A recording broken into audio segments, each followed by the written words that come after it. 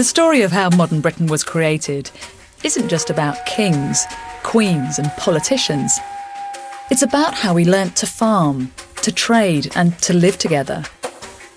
It's about how war, new gods and new learning shaped life on these islands. Using clues from the everyday lives of men and women, this series tells the story of how Britain and its people have been transformed from the Stone Age to the Industrial Revolution.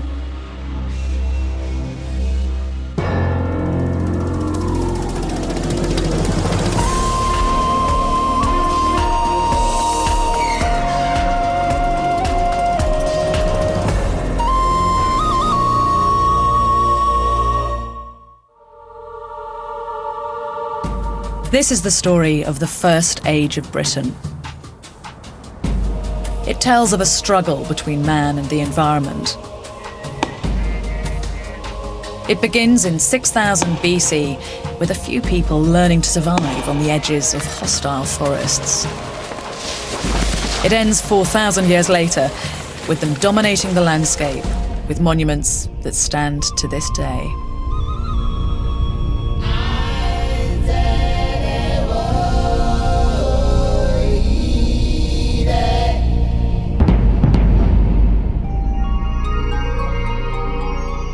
The island of Britain exists because of global warming.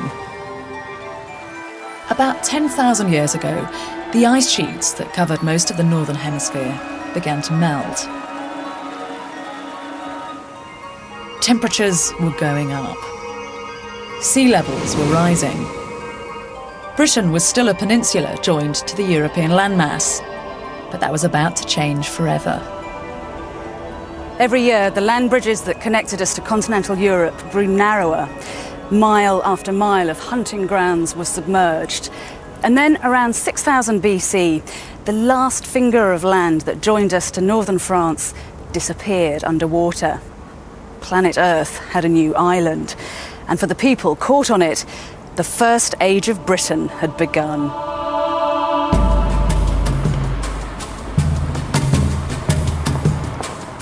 For modern Britons, the Stone Age people who lived here 8,000 years ago can seem remote and unknowable. It's easy to imagine they're nothing like us, but strip away our clothes and technology, and we are identical. They weren't the sort of people going ugh, ugh, and walking around and hairy. They were highly intelligent. Everything that, if you put them here today, they might find things a bit different, but they would have our brain capacity, our ability to reason, our ability to talk, our ability to communicate. So they're not different in any way at all. They're us. The people who lived here 8,000 years ago were hunter-gatherers. They moved according to the seasons, hoarding stores of fur, game and nuts at base camps, tapping delicacies like birch syrup straight from trees. They didn't have permanent settlements.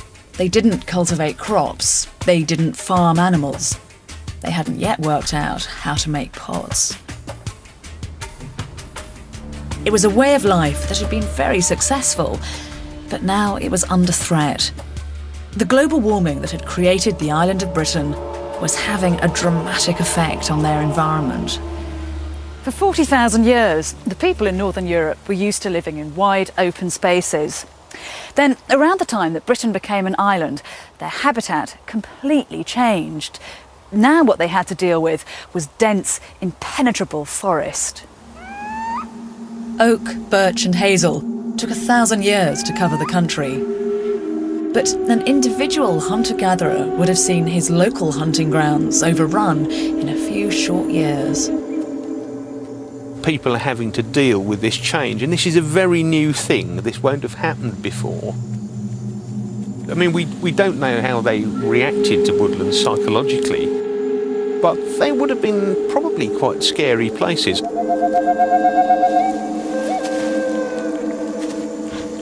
You could wander around in a piece of woodland like this and be lost in minutes.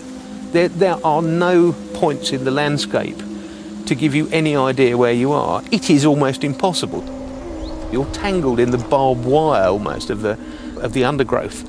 It's nasty, and I think that's what makes it hostile to people.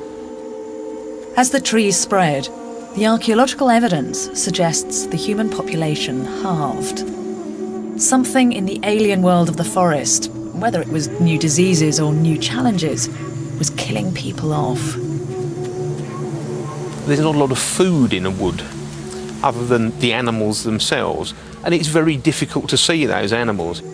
So if you're going to go hunting, you'll go hunting in those areas where you've got a relatively good view of what it is you're trying to catch. So this isn't the place to do it.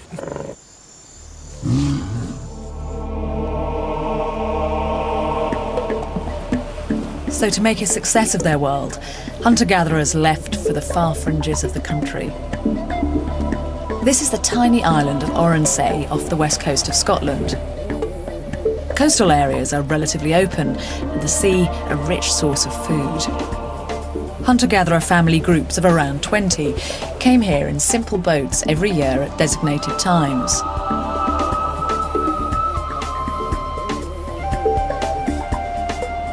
Dotted around the island, just below the surface, archaeologists found thousands of burnt hazelnut shells and telltale scorch marks, the traces of prehistoric campfires, all in the shadow of these strange-looking hillocks. Hunter-gatherers were very particular about where they put their rubbish. Because groups kept on coming back to the same spot year in, year out, this midden that I'm standing on is the result. In effect, it's a giant rubbish tip packed with Stone Age waste. Everything would have gone in here. When it was excavated, what was left were mainly limpet shells and fish bones that had clearly been eaten. But there were 2 human teeth and even the remains of a human hand.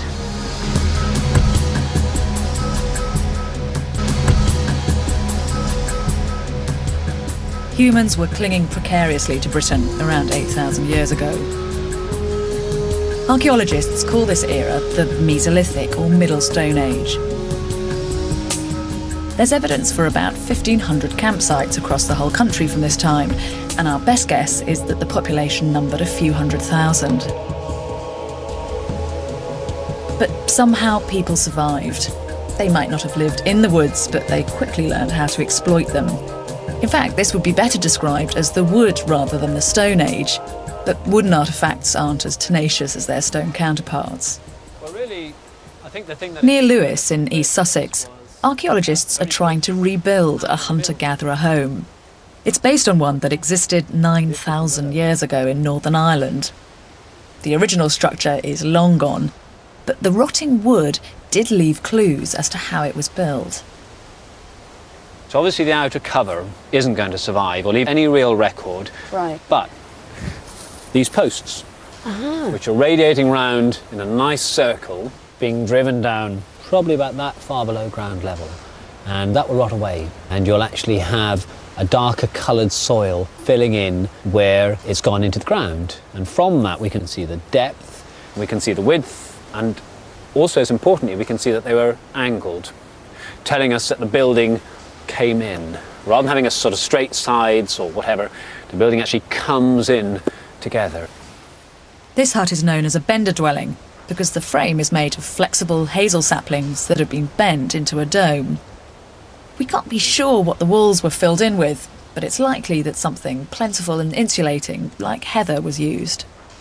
Chances are you've got 2 or 3 buildings around as well, so it's not the only building. Maybe up to 20 to 25 people is a sort of minimum number to make a community work. And how many people would have lived in here when it was first built? In one of these, 5 or 6 people in here. Okay. Can fit in very snugly, maybe even more. Yeah? Going in helped me imagine the intimate and organised world of the hunter-gatherers. If you're in this building, there's an awful lot of chemistry and magic just in the light. Yes, yeah. When you go into a modern room and you turn on a switch, and what have you got? You've got the whole room flooded with light. We take for granted, and there's no chemistry to it, there's no magic to it. I tell you the thing I'm very surprised by is this kind of fire guard round the hearth. That doesn't feel very Mesolithic, but obviously it is. It's there in the record. There are holes around the hearth. A number of possibilities spring to mind. One is it's a very good fire guard, and if you're a hunter-gatherer community, ensuring that your little people grow up to be big hunter-gatherers and support you in your elder years is very important. So keeping them out of the fire, and it does that very well. a look at this. Archaeologists used original tools, like this 8,000-year-old flint axe head in the hut's construction. Flint is extremely common in southern England, and careful working can produce an edge that's as sharp as any modern-day surgical blade. Is that what you were aiming for? That's exactly what I was aiming for. This beautiful, long, very sharp blade came off. God, it's amazingly sharp, isn't it? It's extremely sharp. Individuals amassed their own collections of painstakingly produced precision tools. This period, they're also making tiny little things. These are called microliths. They're pieces of flint that have been struck off extremely carefully. It's a very, very controlled process. Sometimes you'll find little faults or flaws, or you'll see where they made a mistake. Yeah. So it's a very exciting way of really engaging with that individual from, like you say, 8,000 years ago. Tiny stone blades like these were turned into arrowheads, harpoon points and knives. So with a long blade, you can do something like this.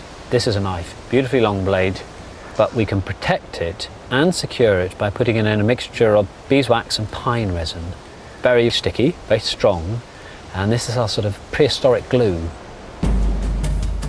Britain's hunter-gatherers were learning to adapt to the forest, and it was bringing out their inventiveness. In the Mesolithic, we see the first appearance of a weapon so deadly that it would reign supreme for nearly 8,000 years. The bow and arrow.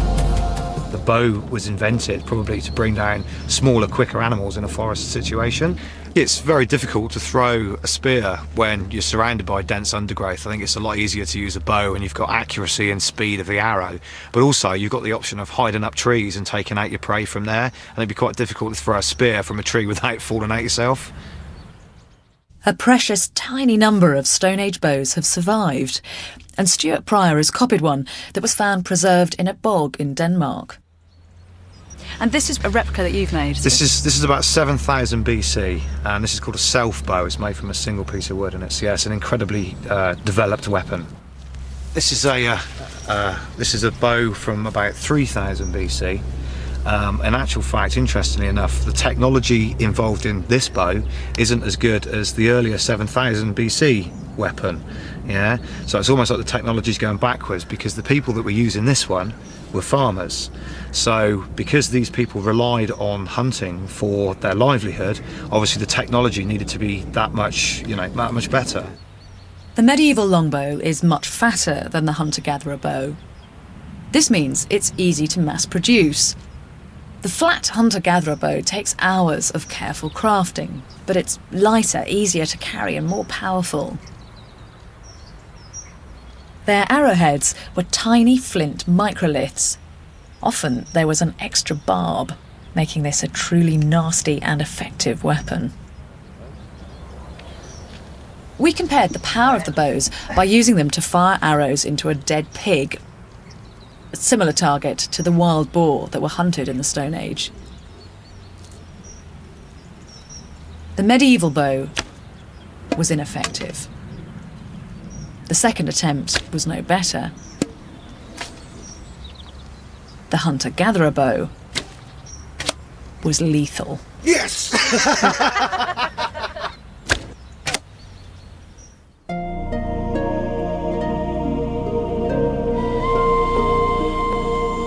Hunter-gatherers must have passed on information and stories about their world. There would have been myths and memories, but also oral knowledge essential for the next generation's survival. At this time, our most common foods like potatoes, wheat and rice were unknown, and tiny burnt fragments around hearths show that people were experimenting with other ways of getting essential nutrients. These customers, which may not look very appetising now, these are one of our most important sources of starch. These are the rhizomes, or the bits that go underground from the bulrush, from the reed mace. And if you have a look in the heart of it, can you see it's nice and soft and white? That's almost pure starch. Very, very important food source. Now, You can eat it straight off. It's much, much better when it's being cooked. Put it in the fire, 15, 20 minutes. A Stone Age equivalent of marshmallows, isn't it? They're tasty. Better come out better than they look now. Yeah, they don't look appetizing. They don't, like nor that. do they feel appetising. They feel disgusting. You wait, you'll be surprised. You'll be converted. Yeah. Let's peel it open and see. Have a smell. Yeah, it's good, actually. It's okay, isn't it? Yeah. So what you do with this is to pull out these fibres and have a chew on them. Yeah. You will find they're pretty not a tasty. You joke. see, in effect, you're sucking the starch off them. Now, they're quite stringy. You can feel the sort of thick, glutinous nature of the starch. I feel like that's doing me good, rather than giving me a fabulous taste sensation. It's a very plain taste, but very, very important starch. And if you think of the environments that Mesolithic people are living in, there's absolutely tons of this stuff. So you're never going to be short of this starch staple. The teeth that were found from this period in the Midden in Scotland have no cavities, but they are worn down. This implies that people did chew on tough foods like rhizomes. There's no doubt that experimental archaeology brings us closer to Stone Age life. But it's incredibly frustrating what huge gaps in our knowledge we still have. I can hold this axe, which is 8,000 years old, and yet I have no idea at all what it was called back then. We don't know what language was spoken, the names that men and women had for each other and for the things in the world around them. We don't even know what their skin colour was. In fact, one of the only representations of the human form from the First Age of Britain is this 4,000-year-old wooden idol found in a bog in Essex, possibly left there as a gift to a long-forgotten god. The spiritual landscape of Stone Age Britain is murky, to say the least, but there are tantalising clues. Buried under these fields in the Vale of Pickering in North Yorkshire is persuasive evidence of ritual on the island of Britain. The valley was once a lake, and the surrounding area supported around 500 people, a large group by Mesolithic standards. Archaeologists found hundreds of shale beads by the lake's edge. Whether they're religious objects or just adornments, we can't say, but they do evidence a world where life was by no means just about survival.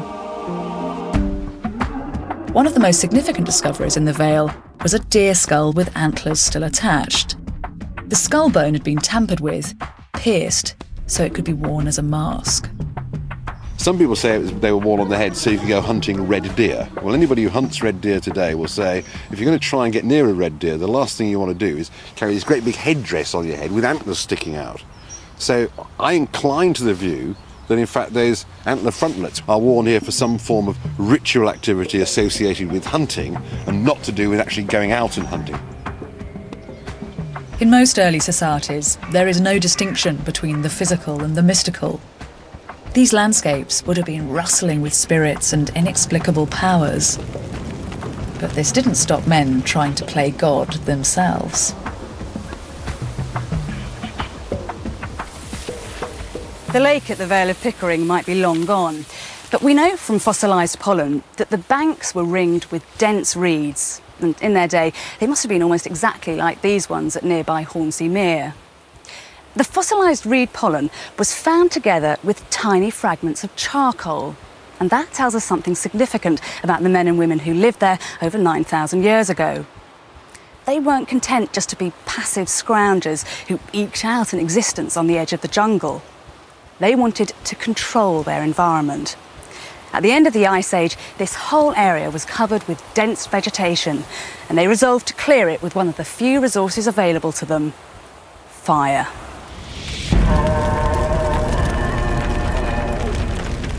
It appears that burning is taking place at regular intervals, burning of the reed swamp. Because if you burn the reed off, it then grows young shoots which are ideal for grazing. So it looks as if what they're probably doing is they're encouraging animals down to the water's edge by removing the reed, giving young shoots, and then they're probably hiding in the reed and shooting the animals from there. All the indications, therefore, are that it's right at the beginning of the Mesolithic that man is already manipulating his immediate environmental area. Despite clues like burnt pollen, animal remains and discarded tools, there are no complete skeletons from the Mesolithic.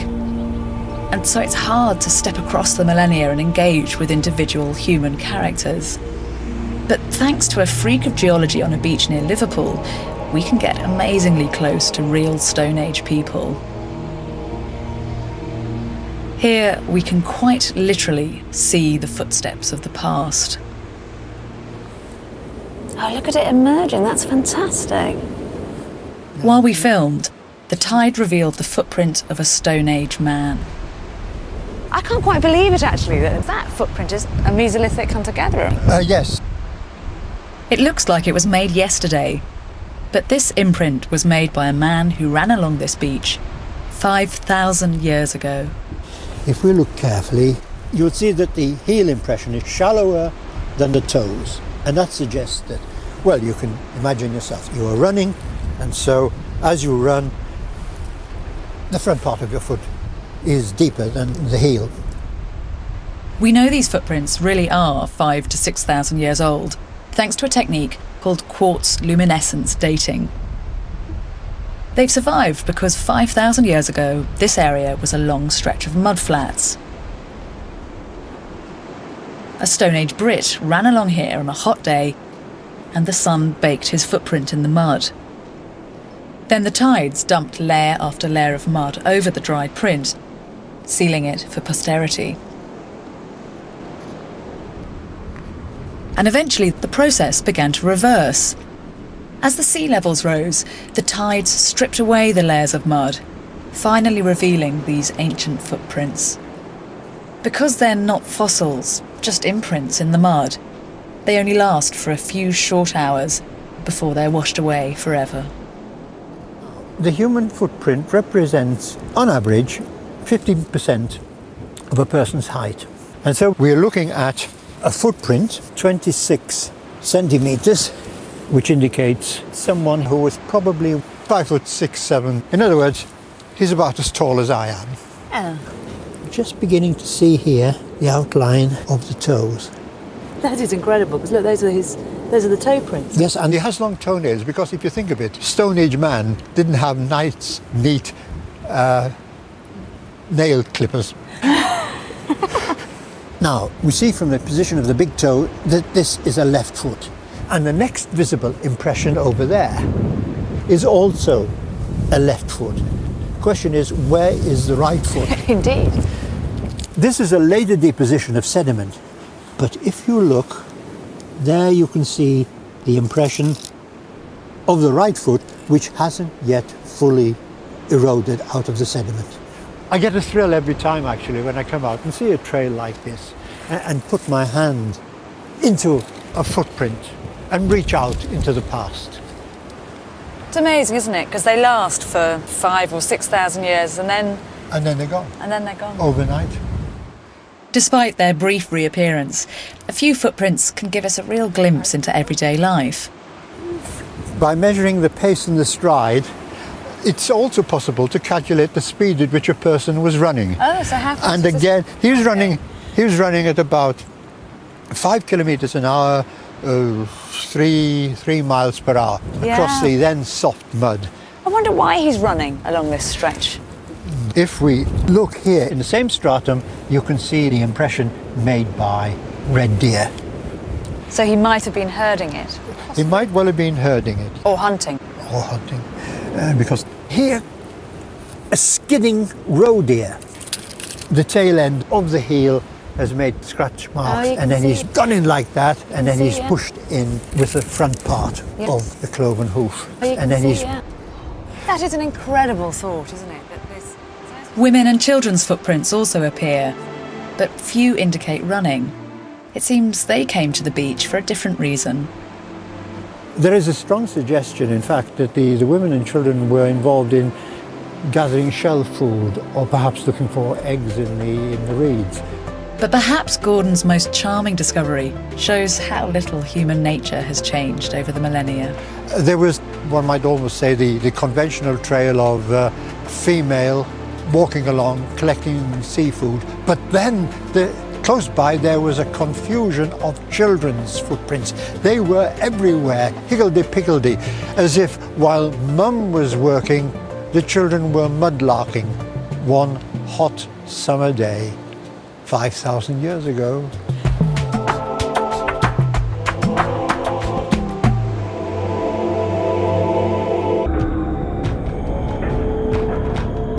The hunter-gatherer way of life that had held sway for thousands of years was about to be eradicated. Despite being an island, Britain has never developed in isolation.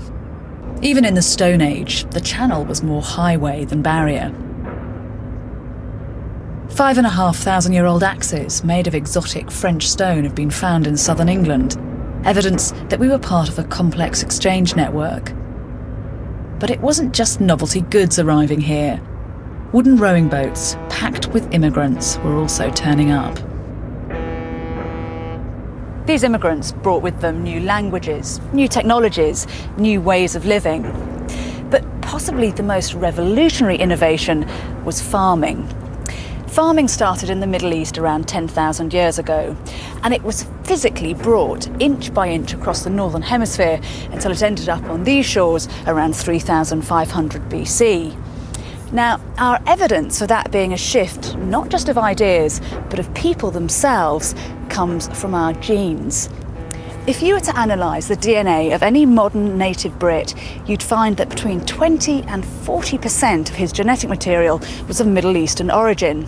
In other words, a substantial number of our ancestors come from modern-day Syria, Israel, the Lebanon and Iraq.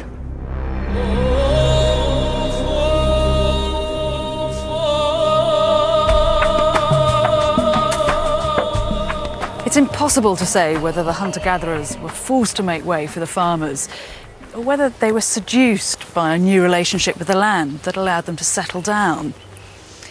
What's certain is that farming found a staunch ally in the British landscape. This is one of the most hospitable places on Earth. The land is fertile and relatively easy to cultivate. There's a network of waterways that allows for good communication, and the light, constant drizzle is actually perfect for agriculture.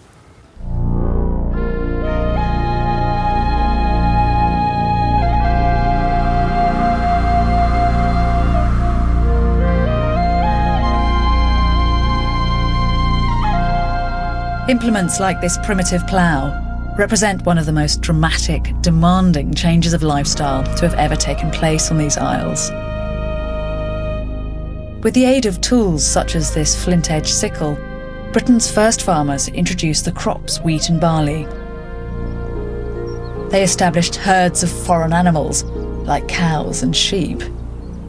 But most importantly, unlike hunter-gatherers who moved between temporary camps, farmers settled down. But they faced a serious obstacle. To farm, they needed open land. The trees that had dominated the country for the last 5,000 years had to come down. It was a Herculean task. It's estimated that it took 5 generations of one family, an entire century, to clear just half a square mile of woodland. Archaeologists call the first age of farming the Neolithic. On land clawed back from the forests, people built Britain's first permanent homes. We'd have little idea what these were like, had it not been for a stroke of luck. In the 1920s, a freak storm struck the main island of Orkney and uncovered something quite miraculous. The gale blew away the sand dunes to reveal the homes of a Stone Age farming community who lived here 5,000 years ago. This is absolutely staggering. So this is one home here. This is one, what we assume, family unit. They're quite big. I mean, when you stand up here and look down in, they don't look that big, but when you measure them up, you know, they're sort of 60–70% of the floor area of a modern 2-bedroom semi, except they're all in one room. Now known as Skara Brae, the village consists of 7 identical houses linked by corridors. It occupies an area less than half the size of a football field. The walls and furniture are made of stone. Only the roofs, which were probably thatched, are missing. Nosing around someone's house tells you a lot about family dynamics, and Skara Brae is no exception. As you come in, there are two main beds, and the bed on the right is always bigger than the bed on the left. That one's quite small, though. I mean, you'd never be able to stretch out. No, they're not very big. Is that a male-female division? Well, that's the best explanation that's been offered, in the sense of, you know, you see the same pattern in places like the Western Isles in the past, where the men's bed was always on the right and bigger, and the women's bed was always on the left and smaller. The beds had canopies over them, these pillars in front carrying, well, I presume skin canopies, like a four-poster bed, just draped to keep the draft out, and possibly drips off you. Because if you imagine that the roof is not absolutely watertight under all circumstances, it would be rather nice to have something over you and not have sort of dripping it on your head or whatever, Yeah. All the buildings are dug into one man-made mound. We can go through here? Yeah, we can get it. Oh, you really have to gaze up right down. Yeah, absolutely. The houses are connected by passageways. They were once covered by stones, but these fell down long ago. They're very carefully designed so that they throw the wind away from the entrances. So as you come to the entrance into a house, the curve of the passage has thrown the wind away from this doorway. Yeah, no, this is very protected down here. Let's go through serious crawling. As you crawl in, you get the impression that the inhabitants were house-proud people who wanted to impress their guests. You see how the dresser dominates your view of, you know, that's what you see of the house mainly. Oh, you can, that's all that you notice. Yeah. A dresser seems a very modern phrase. Why do you know it's that? Well, they're storage units which occur in all the houses. And, you know, there's no reason why people in the past didn't need storage, just like us, And so they're dressers, and that's where you put your best china, just like we do. You know, that's where, so to speak, you express your wealth and your status. The house is full of items from everyday life. This grinding stone was found full of crushed up fish bones, which would have been used as winter cattle feed. In the centre of every house is an enormous hearth where a fire would have burned day and night. Just like modern homes, there are shelves above the beds. Exquisitely worked bone beads were found on them.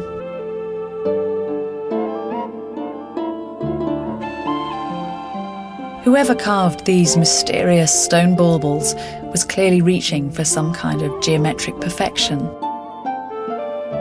All these pieces suggest people had time for complex analytical thought and ideas of beauty. When you come somewhere like this, you're stepping into someone's house, and you can even step into someone's bed. When this place was excavated, it was full of beads and pendants, and because this is the female side of the house, immediately you're short-circuited into the life of an individual woman who lived here over 5,000 years ago. That's before the Great Pyramids were built. So you can imagine her at the end of a hard day, nursing her baby, getting it off to sleep, taking off her necklace and putting it on her shelf that was specially built for her things.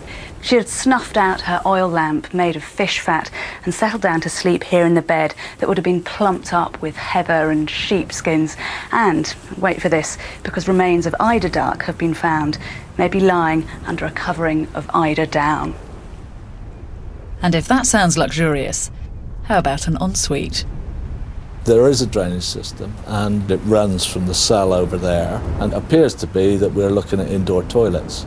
And when they did the excavations in the 20s, they found stuff which they interpreted as human excrement in the drains. You go in there and there's a hole in the ground, and the hole, it leads to a drain which is running under the floor. So, I mean, it seems very plausible.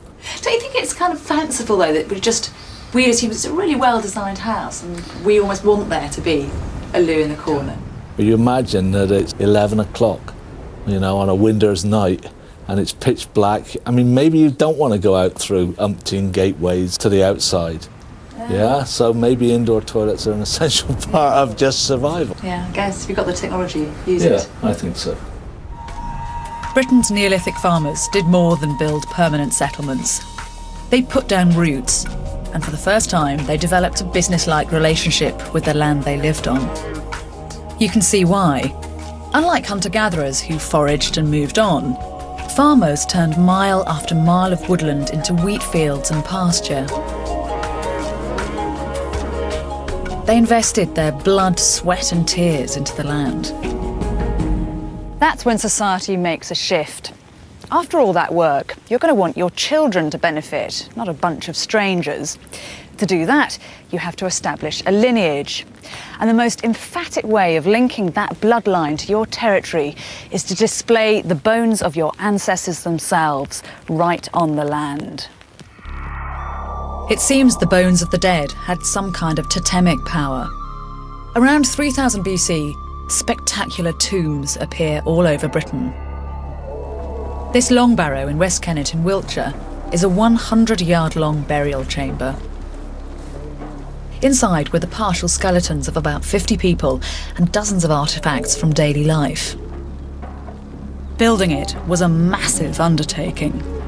Gangs of labourers heaved stones weighing several tons into place.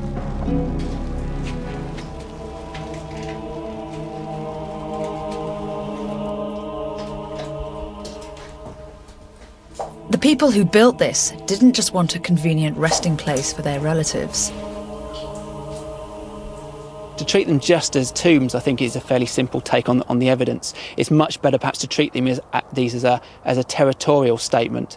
Bringing together, everyone building the mound is putting everything into it that represents them. The animals that they look after, the animals that they hunt, the flint tools that they make, the pottery that they make, and bits of the human population as well, are all being gathered together, are being placed in this mound. It's a big territorial statement, and they're seeding the ground with their own identity. So it's the first time they're laying claim to what is theirs. Large tombs weren't the only way they made their territorial claims. Stone Age communities sought out prominent landmarks, like Hambledon Hill, that towers over the Vale of Blackmoor. But they didn't build castles or cathedrals to demonstrate their right to the surrounding land. They used rotting corpses.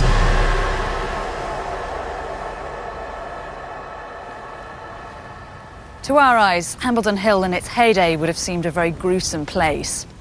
For miles around, you could have seen that the enclosure was covered with human remains in various stages of decay. Here, there would have been the bones and corpses of men, women and children, some mutilated, some half-eaten by animals.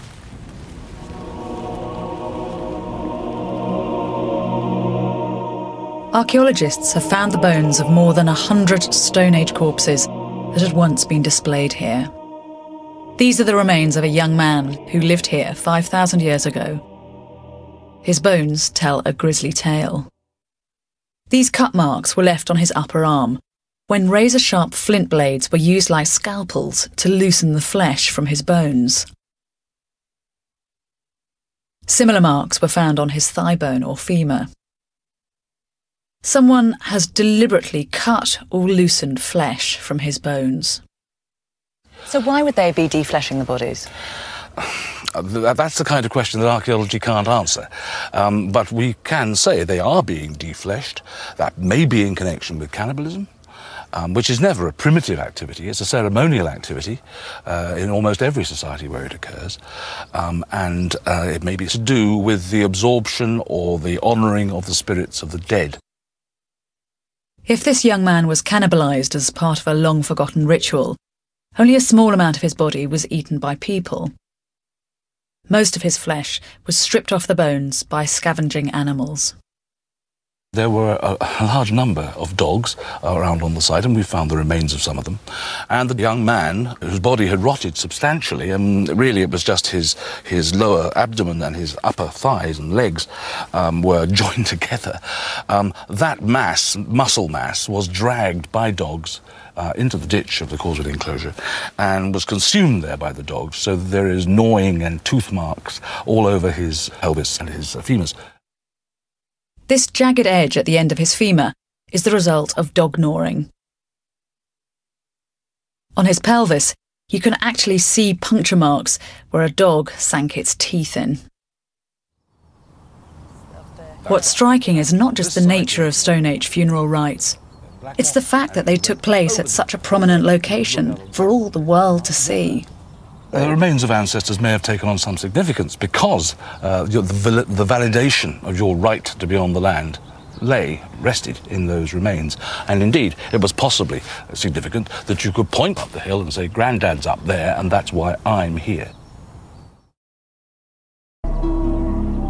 It seems religion and ritual for Neolithic farmers served people's need to connect to the land. In Grimes Graves in Norfolk, they did this with Britain's first large-scale engineering project. Around 3000 BC, they dug 400 40-feet-deep craters here. These were flint mines, but it seems they were gloriously whimsical. The stone dug up here with such effort was rarely used to make tools.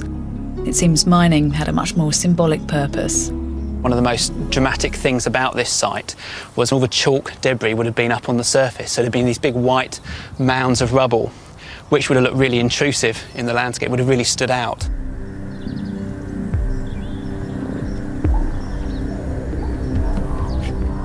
Below this modern entrance, one of the original mines has been restored to its Neolithic state.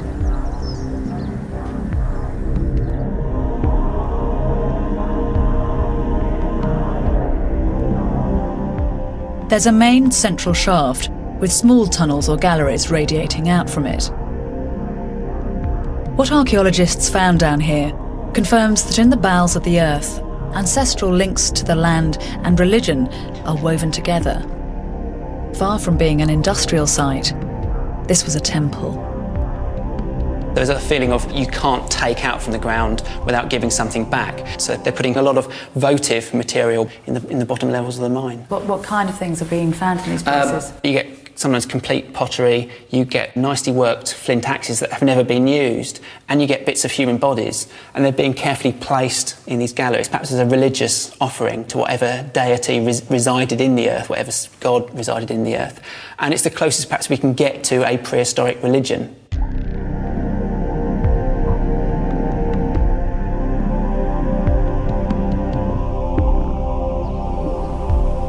You have to admire the sheer drive of Neolithic people. All they had to call on was their muscle and willpower, and yet they dug out caves, they built mountains, they cleared forests. In spirit, they were our earliest ancestors, men and women who wanted to live by controlling the world around them. But even the most dynamic of cultures can run out of steam, and in 2500 BC, these flint shafts were abandoned. Religious practice was changing all over the country. Displaying the bones of ancestors went out of fashion. The communal tombs fell into disuse.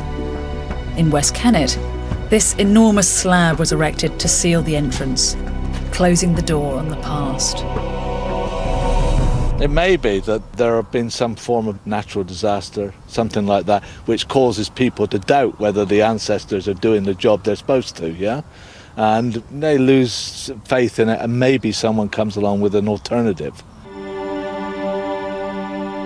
It appears the British yearn for a grander, less claustrophobic religion.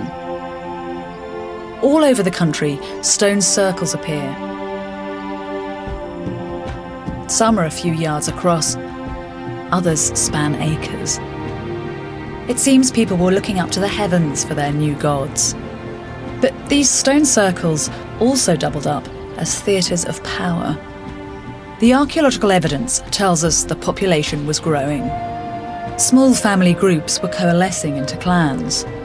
Large groups could gather at the stone circle in a way that would be impossible in a mine or a tomb. The real leaders are no longer content with just being leaders of communities. You know, they want a bigger area, and they start literally politicking to get a bigger area. The new tradition is the stone circle, where it's public theatre. The way you gain leadership is, you know, you're a performer on a public stage. The rituals performed at places like this are long forgotten. But the psychological impact of standing stones must have been overwhelming. These were the statement of a confident people. Unlike their hunter-gatherer predecessors, the relationship they had with the land was now on their terms. The monuments are really symbols of conquest. They're human beings conquering the land, they're imposing their will on the land. We look at these sort of sites today and they appear peaceful, they appear sort of tranquil, they appear almost sort of mystical. At the time, there would be nothing like it known to the local population, so they would be perhaps as intrusive and as shocking as the motorway is to us today, or the airport of a nuclear power station.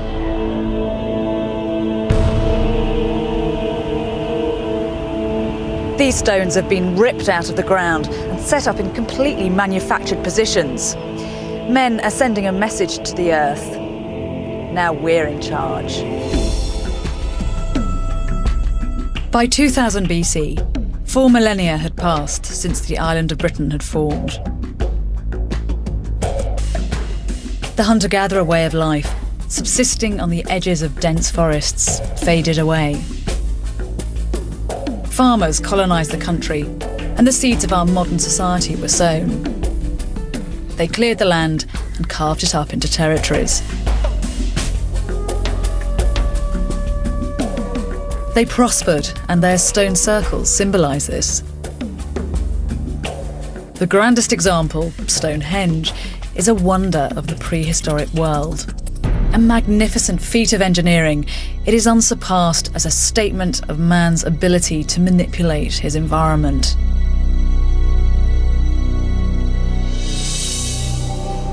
In the first age of Britain, its people had subjugated nature. In the second, they would subjugate each other.